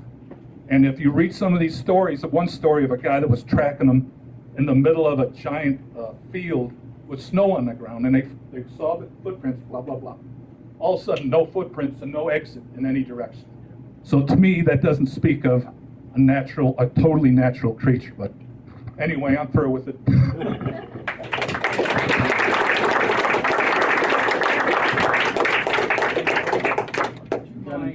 Any questions? As backup to Sam, would you mind sharing, with leaving no names? No, you already know what I'm talking about, don't you? You're talking about on the expedition? Yes. Okay. Could you just share that, like, and just, because I think it goes perfectly with what you just said. Well, there have been many expeditions, or many just times in the woods where we've seen orbs or we've seen things that we can't explain. On the last expedition that I hosted 2 weeks ago, not too far from here, not too far from a lot of areas you're talking about, a very credible person that I've known for many years. He's a little Lulu sometimes, but he's credible. Got so scared that he says he'll never go back out again. He got to his tent in a remote area. He was not camping with the group, but he got to his tent and a log fell down beside his car. Well, he said, okay, I'm going in my tent now. He was just kind of trying to talk to him. And he had a big cigar-shaped light come beaming through his tent. There was nobody. Now, this gives me the chills because he was remote. There was no one else out there. And where we were at was dark. There was no lights. There were no planes. There were no nothing. But on 3 different sides of his tent, he had lights come through to where he could see his hand. This grown man in his 60s, who's done this for a lot of years, came out crying at 1:30 in the morning, coming to the campground begging us to let him sleep with somebody in their camper. He never went back to that site. And then when we went to the site, there were a lot of strange things going on. But I mean, these were lights that would just disappear, shine into his tent, and then go down very small. And it happened on 3 different sides of his tent over the course of, I want to say it was over the course of about 45 minutes. He doesn't normally carry a gun. He clicked the safety off his gun. That's how scared he was. So I do believe in what you're saying. I've seen orbs myself. I've seen things that somebody said that was a meteor shower, and I'm like, wasn't a meteor shower. Nobody else has mentioned it. There's no meteorologist saying that there was a meteor shower tonight. Seen all kinds of weird lights in the woods before on expeditions where it'll be completely dark and then there'll be this almost fluorescent color light in the woods. Place we go to in Kentucky, a couple times, a bunch of us saw that, and it was just couldn't explain it. We don't know if it was gas coming up or something, but there was no lights. And we're looking around looking at this fluorescent green light in the woods, and it was just really, really strange. So you got the ghost light up at Brown Mountain. Yeah, exactly. Yeah. There's actually been some Bigfoot sightings in that area. Yeah, well, there's a lot there that, like, you know, they travel around the mountain, Brown Mountain, and come in a cave and go on. Just one more thing, my friend Chris Samos, we've gone on some exhibitions. They're on YouTube, and I've got all my stuff written down and all my theories, fallen angels and aliens, UFOs, Bigfoots, the whole 9 yards. And I'm gonna get it, but I didn't want to read for it because you'd probably just, lock me up. But that's what I think they are, in my opinion. Well, I was going to actually add something to it as well. Just to kind of support what you were saying, you were talking about when you were fishing and you felt there was something watching you, and then all of a sudden you had this overwhelming feeling that it's okay, there's nothing watching you, go away. I'm a flesh and blood researcher. I believe in tangible evidence. I believe in mud and dirt and bone. However, having said that, immediately after my sighting, there was 4 of us there. My sighting, my cousin, who was standing right behind me, saw the exact same thing that I did. Otherwise, I would have talked myself out of this years ago. But I've got another human being that saw exactly what I saw, smelled exactly what I smelled. There's 4 of us there. We're in this open clearing in the middle of nowhere in 100 acres of private land. We can still hear this thing walking in the distance in the woods, pacing back and forth beyond a hedge that we can't see through. We found scat in the area. We found bamboo that was twisted in the area. The area seemed to be cultivated in a way that wasn't natural, that Mother Nature wouldn't have formed. And we all just at one time looked up at each other and said, just as calmly as I'm talking to you, okay, let's go home. And we did. And then the next weird thing that happened was I actually pulled out my camera, which was a Sony Bloggy Touch. It was a 1080p camera that could also do point and shoot. My cousin had a point and shoot camera. We had been using it all day. I had pulled it off the charge that day, never seen the battery go dry, and both of our cameras were absolutely I heard that dead. electronic stuff seems to happen a lot to people. My friend Chris Samoz had some new, remember that? He bought some new batteries, and we went out, we thought we were going to have hours and hours. The battery almost went out immediately, didn't it? That's why I don't carry a camera in the woods. Yeah, I don't know how that works. And like I said, I'm a flesh and blood researcher, Yeah. but those things did happen. Right. When we did we did a scouting camping trip not too long ago, Lori and I did, and Sandy and I had thought we'd seen something up on the ridge. I pulled out my brand new camera, which is a Canon G7X, very expensive camera, fresh battery in it. Go record whatever it is because I was going to light my flashlight. It's a great low light camera. We literally watched the battery go dead and the camera shut off. That happened. Sandy had my FLIR fully charged, boom. And it went dead. Had no Lots charge of stories like that. Yeah. Anyway, thanks for, you got some questions? I'm due back at the home in a couple of. Can I borrow your microphone? They've already called. Just to add that, you said Betty's Creek. Betty's Creek. I'm very familiar with that. That's one of my It's a dad's great favorite place to places. fish, but don't tell Jeff's been anybody. up on Beacon's Nose a lot there. It's a beautiful place, and I fished that a lot. But what year was that? 2014? Let's see, the first time I went to Betty's Creek, it was March of 2014. 2014. Just to add to that, my sighting was June 2015. It's about 6.5 miles from here. Really? We had a real good report I had on the Appalachian Trail. It wasn't a sighting, it was tracks and mushrooms that were picked and placed on a log with no bite marks. That was the same time, June 2015. So, I just want to add that to you. You might not be feeling like, you think, well, maybe I'm just adding that. But, sometimes I really believe, I was taught when I was hunting and fishing, you go on your gut instinct. Mm-hmm. And my daughter, again, is an anthropologist. So some things are buried inside you. We've talked briefly about reactions. Your body, we don't use those anymore because we're in this city environment, we're in a town. We don't use our senses much. No. When we're out in the woods, lots of times you go in your gut feeling, you felt something because it was something that was really probably there. Yeah, I call it alpha predator syndrome. We Yeah. talk about the shaking. I think it's when you realize that you're not, even as an 11-year-old kid, I never thought there was monsters in the woods. You understand? I call them monsters, but but when you realize that you're not the biggest, baddest thing out there, that's what that core fear is with me, is knowing that, oh my God, what else is out there?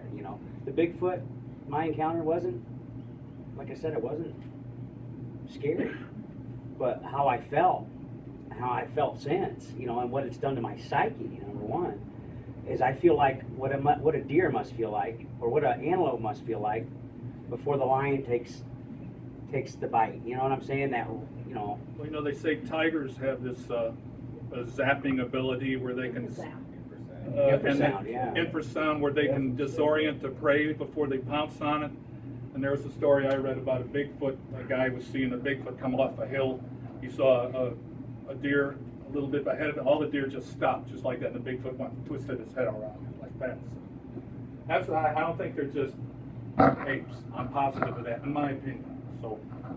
Are you familiar with Dr. Melvin Getcher's Yeah, DNA? right. They did a DNA test with none of the science people will say it's true or not. The woman's DNA was fully human. The male's was unknown. Unknown to the planet. Unknown to the planet. But you're never going to hear that on the nightly news because this, in my opinion, I mean, you'd have to throw out all the textbooks, all these professors that have to start from script, and they're not going to admit that the Bible's true because they want this paradigm to stick. Yeah. And maybe someday that paradigm will be broken. Because till then, most people were thinking it might be an unknown hominoid because for the hundreds of thousands of years, we've had 4 or 5 species walking with humans until the last. Like I said, I think they can disappear at will, so that makes it a little harder. Yeah, that would explain the other side of it being unknown. But I do have to say, as a brief aside, it has been thoroughly documented and shown that Ketchum's study was a fraud entirely, which is very unfortunate because it was one of those situations that built up a lot of hope and optimism for a lot of people, including myself for a long time. I'm very close friends with a lot of the principal, not only the financiers, the people who paid for the whole study, but some of the biggest sample contributors, and they'll confirm that too. You know, there's this kind of conspiracy idea that Melba's work was suppressed. It's not true. She released all her data, and the reason scientists don't back it up is because dozens and dozens of other universities and academics studied the same data and saw that, you know, her I results. think they're all full of. Yeah, well, that's a choice that you make. You know, if you have 2 opinions, if you have Melba's opinion and the opinion of dozens of other scientists, you definitely have the choice to say, well, do I believe her? I'm not saying I'm right. Which is I'm just saying. for sure, Yeah. it's a faith-based decision because you're having faith in 2 people's words, Melba's word or the word of like Dr. Haskell Hart or Dr. Meldrum or Wally Herson who paid for it all or Adrian Erickson, et cetera, et cetera. Yeah. So yes, we're having to make a choice. Well, do we think Melba's telling the truth or these other people? But unfortunately, you know, her study was a fraud. She spent well over, you know, $750,000 of other people's dollars that were funneled mostly into her own pockets. It's unfortunate because, again, it gave a lot of people, including myself, a lot of hope. And I do think that a lot of the samples she received were 100% legitimate samples and that they were basically pearls before swine, so to speak. I mean, they're gone now because most of the time when you're testing samples, now you can do a morphological test on hair, which is just studying strictly the physical characteristics of it, which is basically looking at it under a microscope. Yeah. Most of the time when you're doing genetic testing, you have to basically destroy the hair in the process. So most of those samples are gone and can never be retested. That's why So too, a lot of the other geneticists were getting human contamination. They figured it was human contamination. Absolutely. So they would always throw out the sample instead of go further. absolutely, and that's the frustrating thing because they may be so genetically like us. I mean, gorillas, chimps, and orangs are 98% plus shared DNA with us. These things might be 98% plus as well, or even closer. So without having a whole sequence of the DNA of one of these things, if you only had a fragment and you looked at just that fragment, that's 98%. If you didn't find the part of the sequence that was that subtle difference, you go, oh, this is a person. Throw it out. So again, it's all shades of gray. I don't mean to come in it as like, you know, Melba's lying and she's full of it because again, there are real samples I'm sure that were submitted to her. And I think that there have been real results in the past where people have tested genetic material and said, you know, I know you thought this was a Bigfoot, it looks like it's just a person. And that probably actually was Sasquatch related. So it's all shades of gray. It's one of those things, it's not all fake, it's not all real. Like, you know, there is real evidence that's been fraudulently perpetuated by people with ulterior motives. You know, you expect it to come back as the unknown primate. Certainly, but what does that mean? Again, the living primates were all so genetically similar that, you know, we only know about those subtle differences because we can sequence the entire genome of a chimp and of a gorilla and of an orangutan and of a gibbon and of these other primates and of humans to understand. You know, it'd be like if you had 2 copies of The Lord of the Rings and one of them had 1 page of different text, and you ripped up all those pages and threw them out there, and you're like, well, which one is this version and which one's the second version? If you only found 1 page, the odds are it's got the same text as all the other versions. You go, hey, this is just that.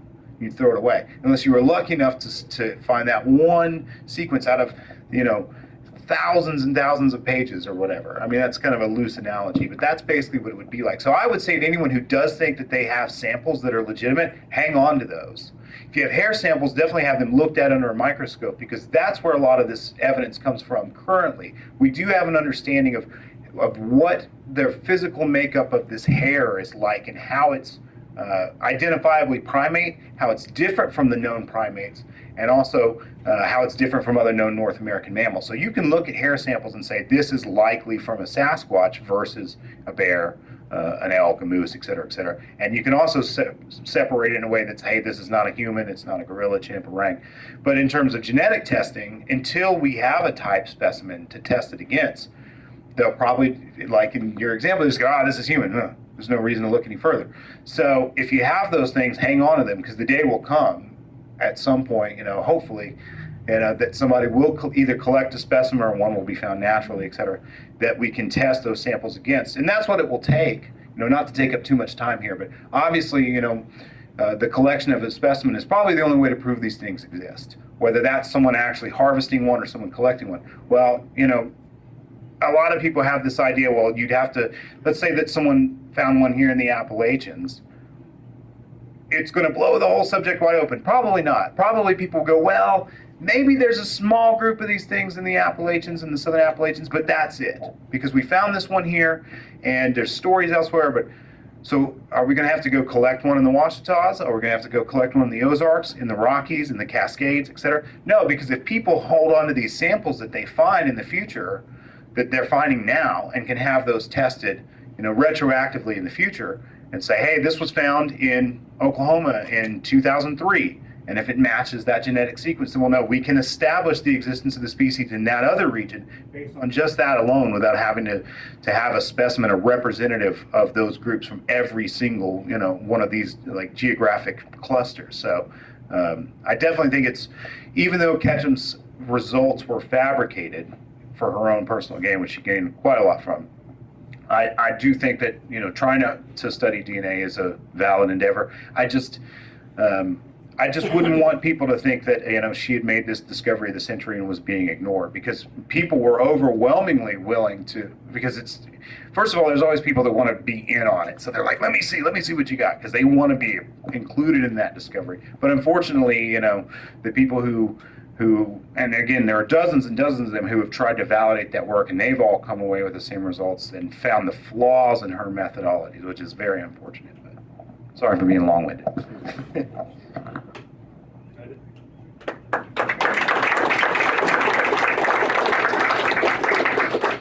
So do we have another witness who would like to tell their story? An observation, an encounter? Or is it time for a break? Do we want to take 15? There's Darren. So it's only 15 minutes. Okay. Take a break now and then. No, if we got an individual ready to tell the story, is that cool? Or do you guys want to take a break first and? It just be short and sweet. Oh, who are you fooling? I'm doing good, buddy. How are you? Thank everybody for coming. You good, man? Yeah, I'm trying. Well, where do I start? I can only tell my story of what I've experienced. Make sure you tell them who you are. I'm Darren Maggie. I'm from the state of Ohio. I live right on the Ohio River. I'm part Kentuckian in Ohio, so I'm right in the middle. Don't tell me you made the big guy. Well, that was coming. Okay. No pressure, Darren. Yeah. No pressure. One day I was just heading to town to get lawnmower gas. I look in the mirror, what do I see? Something you'll never forget, okay? It's like you can see it now. You'll never forget it, but people will tell you what you've seen. Have you all noticed that? You see something, somebody else will tell you what you're seeing. I'm thinking, yeah, I was a bear. I wish I met you 5 years ago, and I wouldn't even think about Bigfoot right now. Well, anyway, after you see something like it, I'm nervous. It's weird. I can go in the woods and play around with Bigfoot. I get in front of people, I'm nervous. but it comes from my heart. It really does. When I had my experience, I was not right in my mind. I was in law enforcement. A lot of bad things would happen. Jason knows I'm a loner. When I seen it, I didn't care if I lived or died. Plain simple. All right. When I seen it, I go to the woods. I got to explain what I seen. I'm really nervous right now. I'll come out of it in a minute. But I'm just trying to give you the state of mind I was in. Okay. After I seen it, I go home and I make one. Okay. This is how it messes with your brain. When you see something that everybody says, no, it ain't real. When you see it, your mind has to process it slowly. You go home and you can't wait to tell everybody. What's everybody do? You're crazy. Okay? First thing you go to is your parents. Hey, seen Bigfoot. Oh yeah, something wrong there. No, yeah, but that's how it got started. So one day I was building it into the backyard. My wife opened the door and said, Darren, what are you building? I said, a Bigfoot. I have never drawn a picture of one, but it messed with me so much. I'm 40 years old.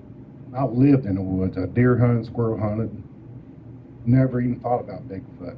When I was in law enforcement, I would have calls that could be related to it, but I wasn't thinking about it. You know, people, like one farmer I went to, a farmer probably 40 years old, you know, he must scares a farmer, you know, to tell you the truth. He's outside with a shotgun, his wife, kids crying. I pull up in the car. What's going on? Scream come off this hill. He totally vibrated their whole house and scared them. Okay. I wasn't thinking, you know, I didn't think about Sasquatch, Bigfoot. You know, some people get offended when I call them Bigfoot, plain and simple. So I have to look in everybody's buildings, and he takes me on this four-wheeler, and I go up this steep mountain holding my gun and his gun, and I'm falling off the back of the four-wheeler. I'm thinking, what am I getting into here? And when I get up there, he takes me to a cave, and I'm still not thinking about what he's trying to tell me without telling me. So, you know, I walk in the cave, and it's not about 20 feet long. I walk back out, and I'm thinking, what's going on here? Do you think it's a wildcat or something? And I go back down, and I sit in their driveway for an hour or two, and they calm down. I leave.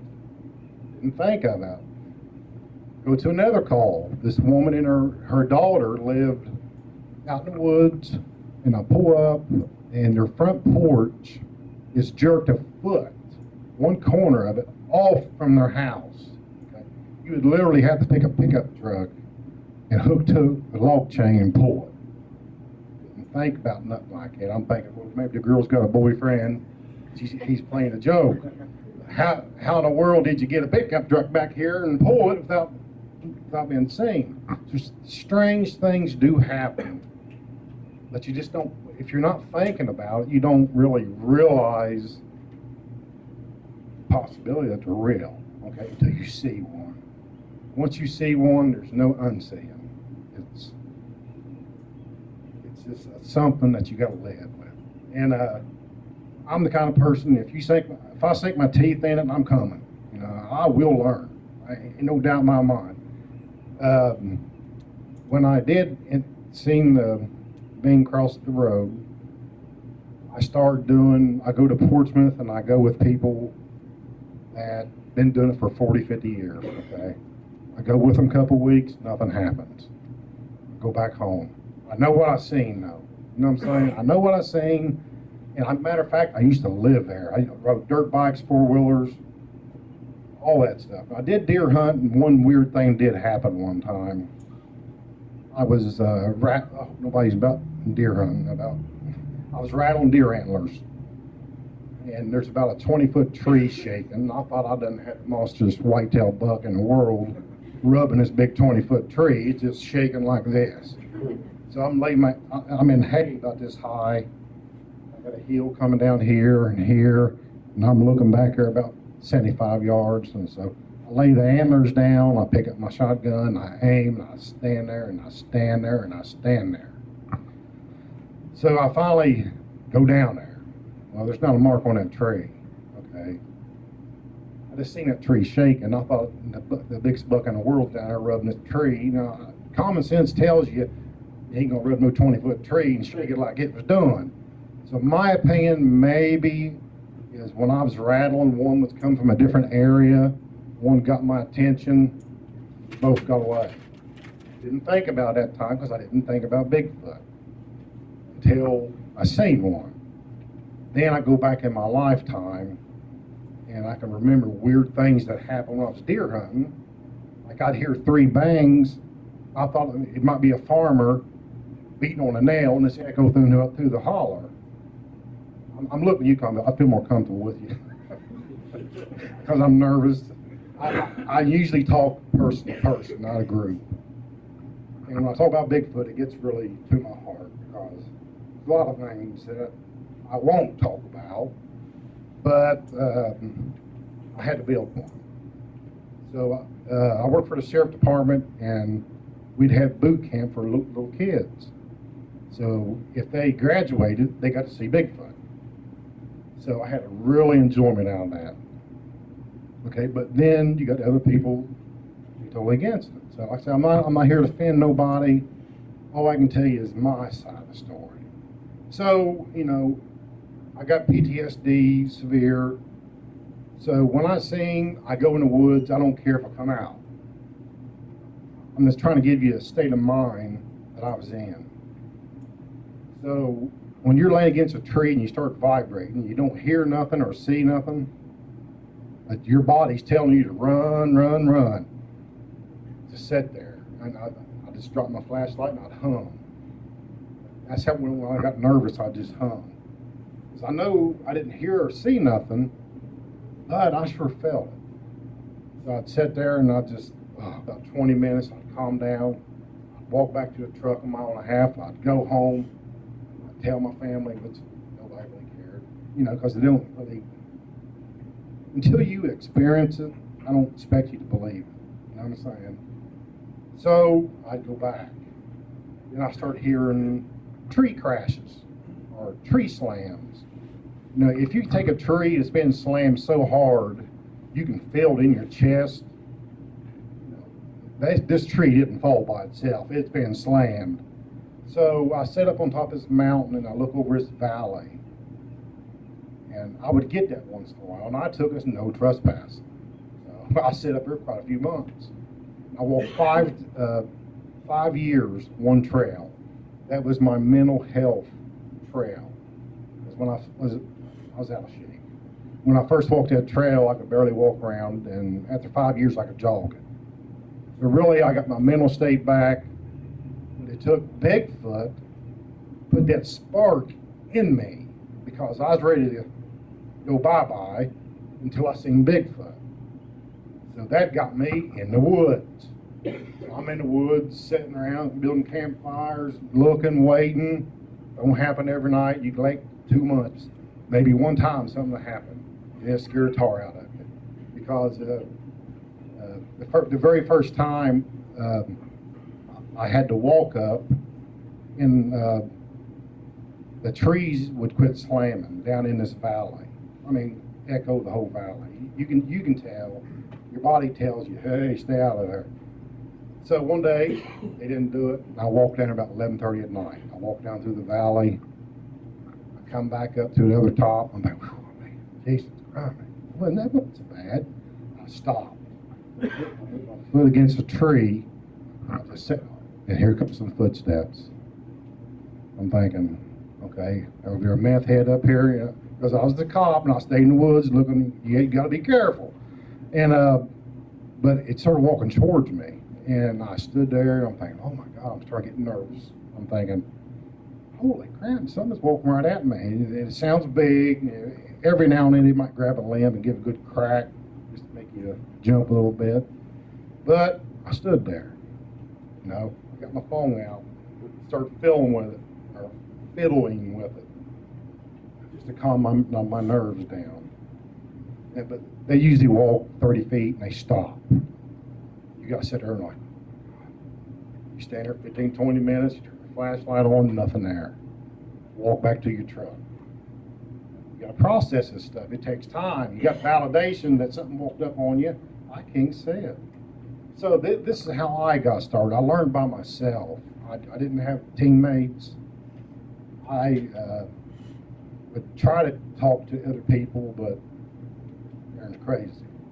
So I got to learn myself. I learned the hard way. I go in, come out. Now I'm comfortable with it. I love to talk to people about it. Now,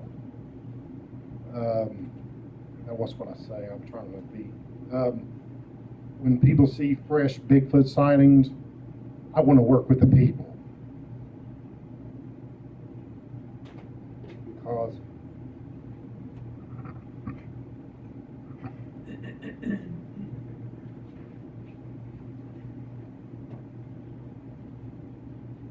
I was not in good mental health. I had to gain my mental health back through exercise. Okay? So now, when I see people who has a fresh sighting, I want to help them. Because maybe they're depressed. Maybe they're getting divorced. Maybe there's something going on in their life, the reason they've seen it.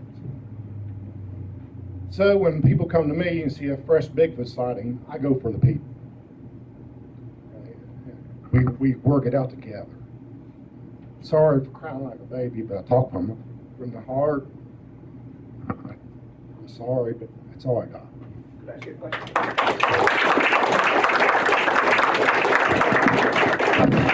What that's out here, is that based on what you saw? Yes, sir. And when was that? 2010, like March, 5:30 in the evening. Okay. Broad daylight. And how far away were you from? A rear view mirror, left side.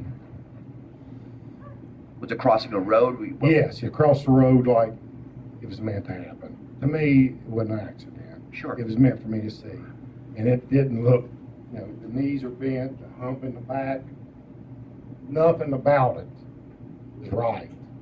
But you still drive and your mind just goes and goes. I'm thinking, could it be a SWAT team member? Could it be, could it be this? Could it be that? But your mind will tell you exactly what you've seen. And is that to scale based on what you believe you saw? Yes. That's a monster. Raven's a little bigger here.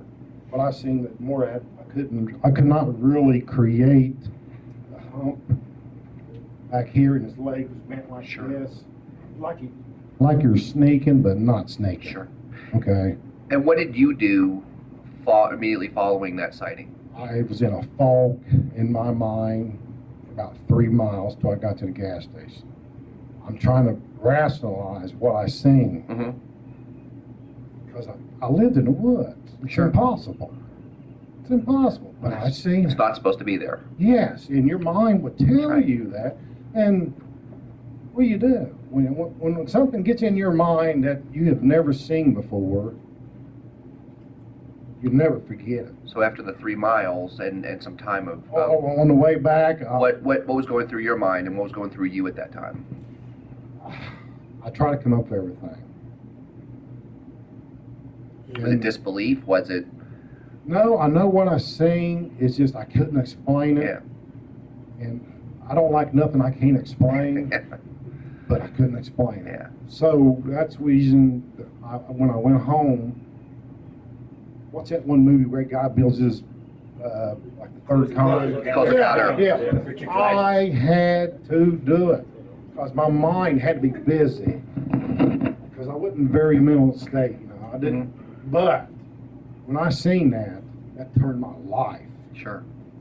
In camping, I started hiking, I started running, I take my boys with me up on the trails, and I could end up running 2 miles where I couldn't hardly walk. You didn't feel any fear or anything? Yeah, when I seen it. When you saw it? No.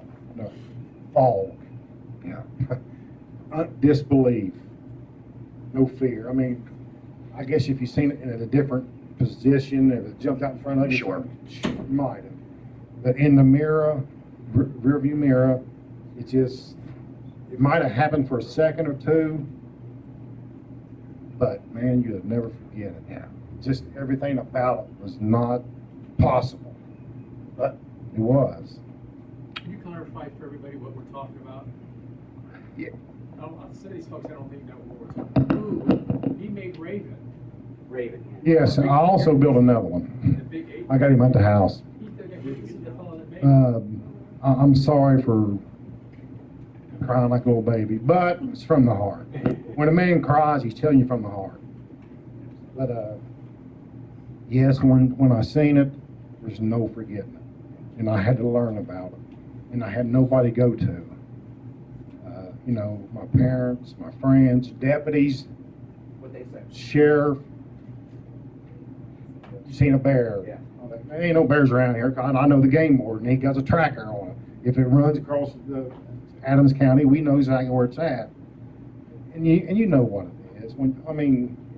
It's something that you never seen before. And what gets me is I rode dirt bikes, four-wheelers, hunted 3 or 4 years right there where it come out. So I'm sure it's meant for me to see, and it give me just a little spark where I could turn around. So I just want to leave. You know what I mean? So that's what I got on that. Oh, not Jason. Darren's a camping buddy of mine, and we camped, I don't know, 3 or 4 times together, and he's a kindred spirit of mine. You know, we're brothers. I get everything he says. You know, he'd bring Raven to camp. I just want to tell you, he'd bring this big statue.